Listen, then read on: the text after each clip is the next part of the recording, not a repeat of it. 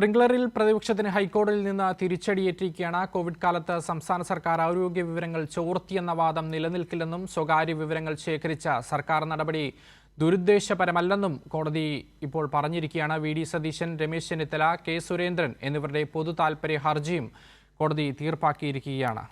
Sally ചേരുകയാണ് വിശദാംശങ്ങളുമായി. Sally, പ്രതിപക്ഷത്തിനുള്ള മറുപടി കൃത്യമായി പറഞ്ഞ് അവരുടെ ആരോപണങ്ങളെയെല്ലാം പൊളിച്ചടുക്കിയതേയുള്ളൂ. ഇപ്പോൾ മുഖ്യമന്ത്രി ആ അവസരത്തിൽ തന്നെയാണ് ഹൈക്കോടതിയുടെ ഭാഗത്തു നിന്നും പ്രതിപക്ഷത്തിന് ഇപ്പോൾ വലിയൊരു പ്രഹരം കൂടി ഏറ്റിരിക്കുന്നത്. വിവരങ്ങൾ എങ്ങനെയാണ്? അതായത് നമുക്കറിയാം, കഴിഞ്ഞ കോവിഡ് മഹാമാരിയുടെ കാലത്തും പിന്നീട് നിയമസഭാ തെരഞ്ഞെടുപ്പ്, കഴിഞ്ഞ നിയമസഭാ തെരഞ്ഞെടുപ്പിന്റെ കാലം വരെയും നീണ്ടുനിന്ന ഒരു വിവാദമായിരുന്നു സ്പ്രിംഗ്ലർ കമ്പനിയുമായുള്ള കരാർ. അതായത് അന്ന് സർക്കാർ അത്തരമൊരു കരാർ ഏർപ്പെട്ടത് ഏതാണ്ട് 1.25 ലക്ഷം പേരുടെ രോഗികളായും മറ്റും വരുന്നവരുടെ വിവരശേഖരണം നടത്തി അവരുടെ ചികിത്സ ഉൾപ്പെടെയുള്ള കാര്യങ്ങൾ ഉറപ്പാക്കുന്നതിനായിരുന്നു. ആ വിവരങ്ങൾ ക്രോഡീകരിക്കുന്നതിനും മറ്റുമായി സ്പ്രിംഗ്ലറെ സർക്കാർ ചുമതലപ്പെടുത്തുകയും ചെയ്തു. പ്രതിഫലം വാങ്ങാതെ അവരത് ഏൽക്കുകയും ചെയ്തു. പക്ഷേ നിർഭാഗ്യവശാൽ അന്നത്തെ പ്രതിപക്ഷം വളരെ ഗുരുതരമായ കുറേ ആരോപണങ്ങളുമായി രംഗത്ത് വരികയും ഒടുവിൽ സർക്കാർ അതിൽ നിന്ന് പിൻവാങ്ങുകയും ചെയ്യേണ്ട ഒരു സാഹചര്യമുണ്ടായി.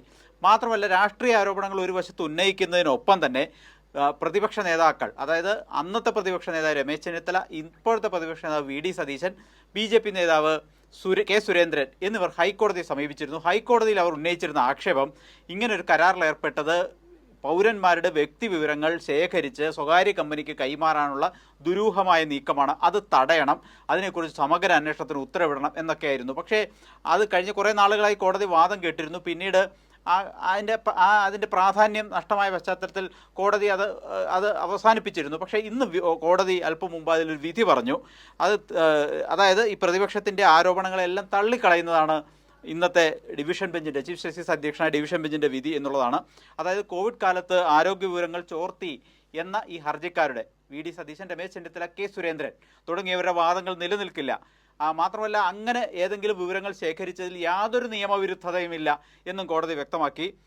സർക്കാരിൻ്റെ ആ നടപടി, സ്വകാര്യ വിവരങ്ങൾ അല്ലെങ്കിൽ ആരോഗ്യ വിവരങ്ങൾ ശേഖരിച്ച സർക്കാർ നടപടിയിൽ എന്തെങ്കിലും ഒരു ദുരുദ്ദേശം കണ്ടെത്താൻ കഴിഞ്ഞിട്ടില്ല എന്ന് തന്നെയാണ് ചീഫ് ജസ്റ്റിസ് വ്യക്തമാക്കിയിരിക്കുന്നത്. കാരണം കോടതി ഇങ്ങനെയാണ് അതിനെ വിവക്ഷിക്കുന്നത്. അതായത് ലോകം ഇതുവരെ കണ്ടിട്ടില്ലാത്ത ഒരു വെല്ലുവിളിയായിരുന്നു കോവിഡ് മഹാമാരി. ഈ അസാധാരണമായ സാഹചര്യത്തെ നേരിടാനാണ് സർക്കാർ ഇത്തരം നടപടി സ്വീകരിച്ചത്. അത്തരം അസാധാരണമായ ഒരു സാഹചര്യത്തിൽ നടപടിക്രമങ്ങൾ പാലിച്ചില്ല എന്ന് പറഞ്ഞൊരു ആരോപണം ഉന്നയിക്കുന്നതിൽ അടിസ്ഥാനമില്ല എന്ന് തന്നെയാണ് കോടതി വ്യക്തമാക്കിയിരിക്കുന്നത്.